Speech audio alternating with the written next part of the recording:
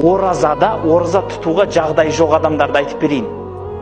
Біріншіден, бала көтерген әйелдер, баланы босанған нифас әйелдер, айлық қонағы кеп жүрген хайыз әйелдер, асқазаны мүлде ауырып қалған, енді оразаға жарамайтындар, қан қысымы көтеріліп, немесе жаңағы былайша айтқанда инвалидтер, немесе қатты бір ауруға душар болғандар ораза тұтуға.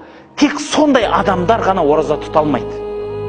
Енді мақұл, жанына қосайық, арнайы бір шекарада, немесе сондай бір қатты үлкен бір қызметінде тұрып ораза тұта алмауы мүмкін. Жол сапарда жүрген адамдар бар. Сондай адамдар белгілі бір жағдайменен, қиыншылықпен ғана ораза тұта алмайды.